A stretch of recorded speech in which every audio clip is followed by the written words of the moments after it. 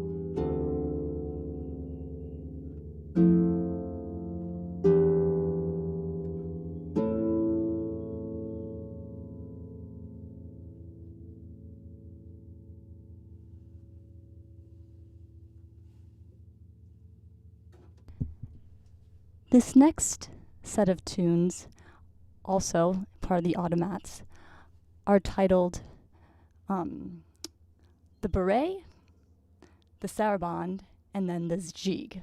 These are all part of a set of works titled The Automats by Bernard Andreas. So here is the fast, upbeat, and lively Beret. I will be switching harps, so just give us a moment.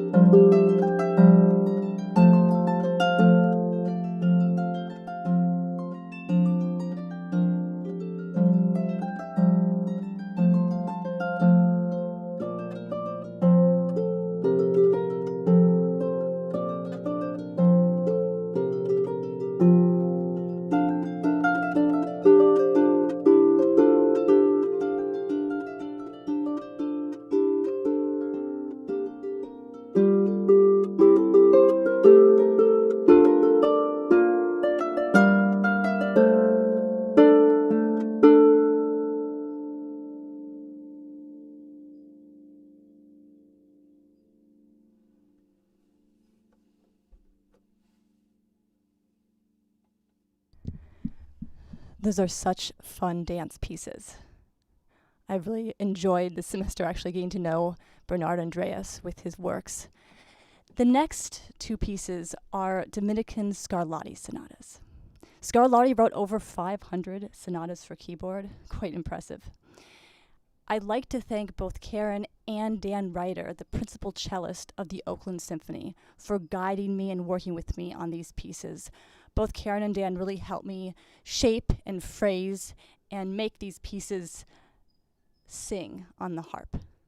So enjoyed Sonata in G major. Both sonatas are in G major, written by Scarletti.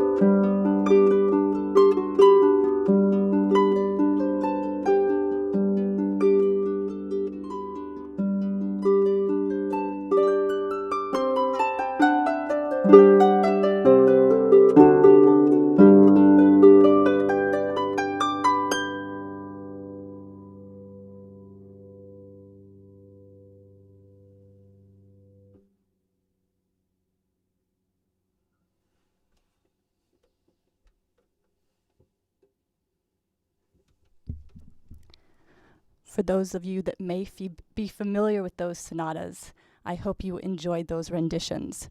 As you may know from my last recital, some of this repertoire that I play is very much written for the lever harp.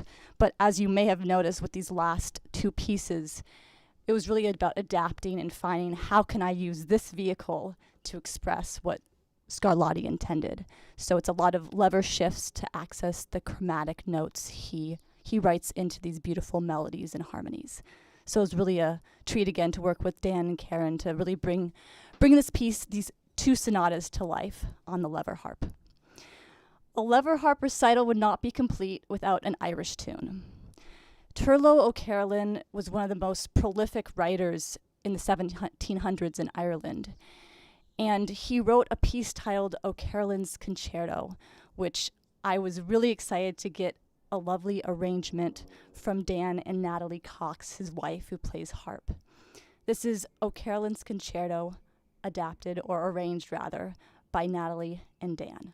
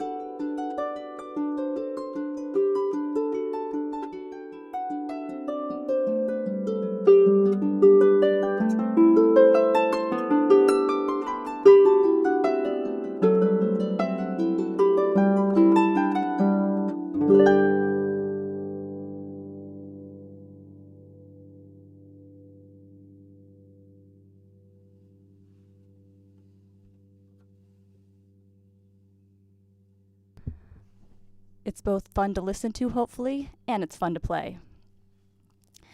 The next number on my program may be one of my favorites. Before I went back to school, I played a lot of world music and Latin American music and played with flamenco dancers, which was a real treat. This next number is by Mateo Albéniz, who is a Spanish composer born in 1755, right after the end of the Baroque era. And this piece is titled Sonata en Re, which means sonata in D major, but it really gives that feeling of the flamenca palmas, the percussive element of clapping.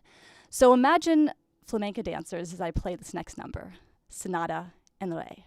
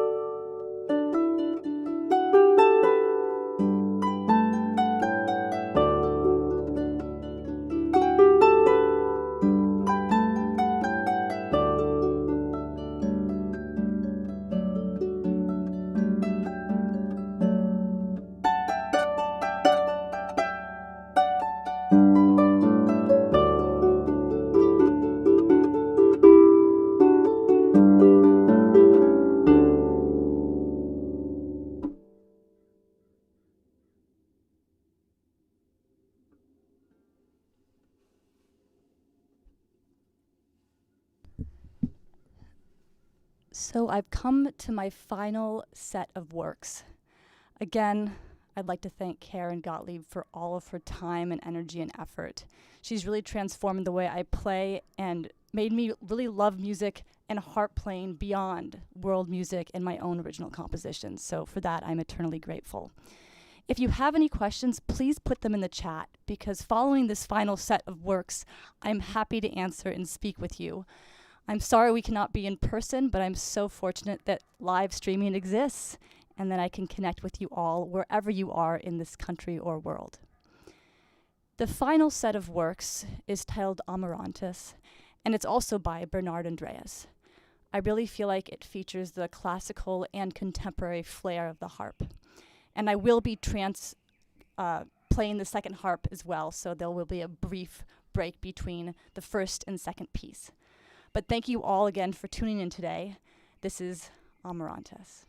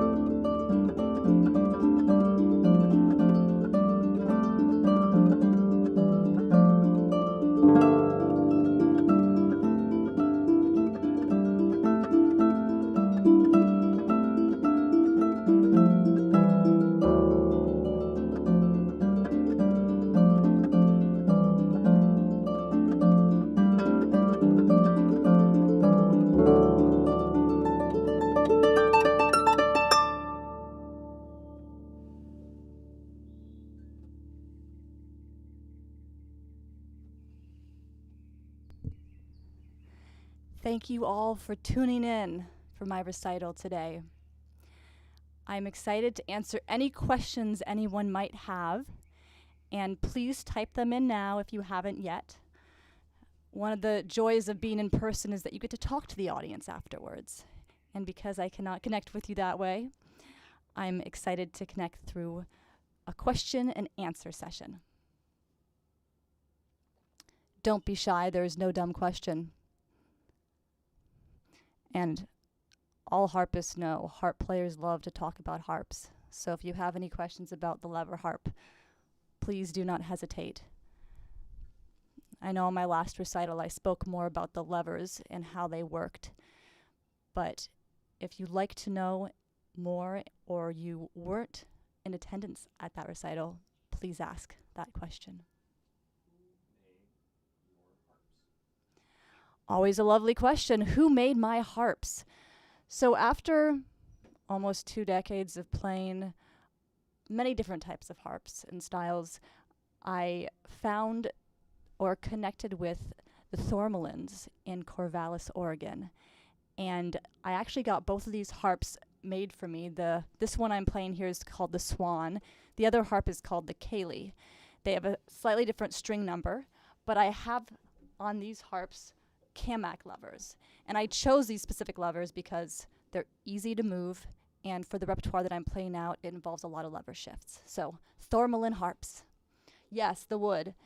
The wood for the Swan is maple, has a very bright tone. For the Kaylee, it's a mix of babunga and two other ones that I actually can't remember off the top of my head. I oftentimes look at the harp color to help me out, but this one was painted black, and you can only see the actual real wood color on the front of the harp, which is more of a reddish color.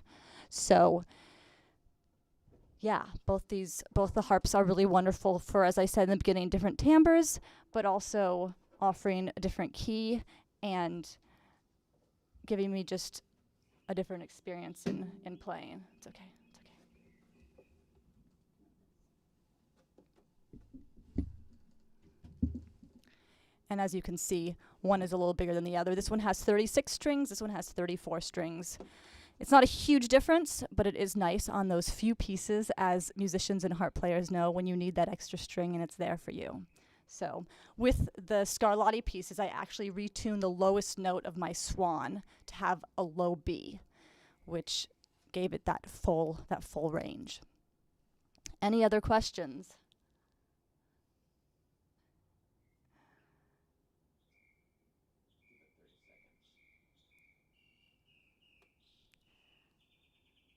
I didn't really mention much about my program. I sent it out in the emails, but I think with Karen we worked on what pieces really display the beauty of the harp and also challenge me as a player. I'm beginning my master's in the fall and looking to develop a lever harp program that gives other lever harp players who are interested in adapting cross-genre repertoire the tools to do so. So my program I'm really designing with Karen to give me those tools as well and to expose me to repertoire that isn't just folk-based, but Baroque, classical, etc. As I mentioned, I think after so many months of playing these works, they all have a special place in my heart. The Albéniz piece, I was really glad that Karen brought it to the lesson one day because I had never heard of the composer, and he has such a great way of, in this case, it was written for keyboard as well, and there's a whole orchestral version. But it was totally applicable for lever harp, and we really adapted the piece for the harp. So I think that piece really brought out my love of Latin rhythms and world music, as well as the classical technique. And you probably noticed the second half of that piece, I was playing a lot up near the neck of the harp because there were so many fast lever shifts. There was no way to accomplish those shifts and keep the rhythm without changing up some techniques. So as a composer and arranger, I love to find ways to challenge myself and make the instrument do what it may not do as easily off the bat. So that was a fun process for me.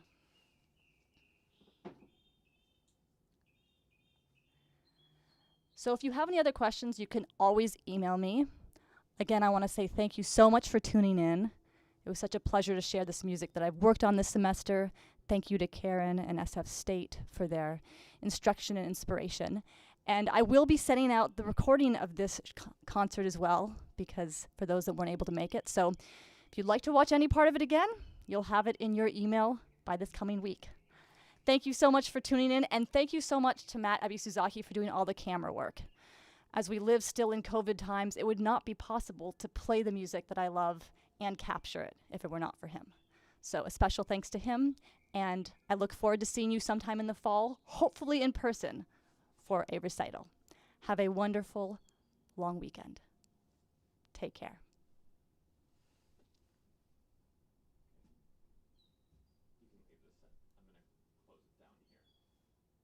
Can I leave this at really?